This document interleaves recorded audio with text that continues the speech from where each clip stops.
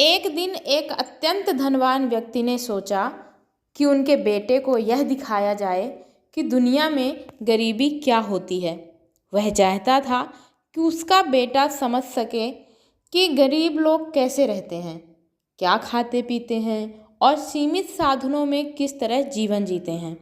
इसी उद्देश्य से वह अपने बेटे को लेकर देश भ्रमण पर निकल पड़ा। कई स्थानों पर घूमने के बाद वे दोनों एक ऐसे परिवार के पास पहुँचे जिसे समाज बहुत गरीब मानता था। उस परिवार के पास ना तो बड़ी कोठी थी, ना ही सुख सुविधाओं के साधन। फिर भी पिता पुत्र ने उनके खेत में कुछ दिन और रातें बिताने का निर्णय किया।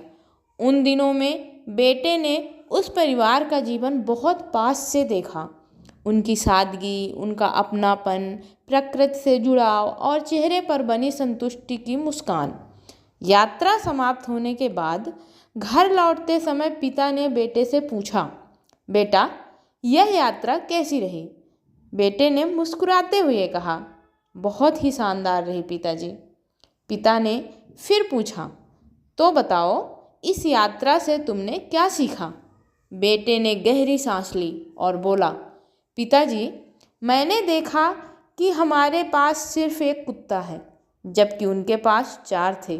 हमारे पास एक छोटा सा स्विमिंग पूल है, लेकिन उनके पास ऐसी नदी है जिसका अंत दिखाई नहीं देता।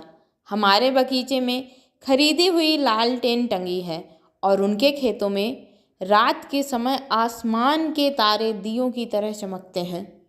हमारा आंगन बहुत छोटा है, लेकिन उनके पास खुला पूरा आसमान है। हमारे पास रहने के लिए ज़मीन का केवल एक टुकड़ा है, जबकि उनके पास दूर दूर तक फैले विशाल खेत हैं। हम अपना भोजन बाजार से खरीदते हैं, लेकिन वे अपना भोजन स्वयं उगाते हैं और बड़े प्रेम से खाते हैं। बेटे की बातें सुनकर पिता स्तब्ध रह गया। उसकी आंखें खुल चुकी थीं, पर शब्द उसके पास नहीं थे।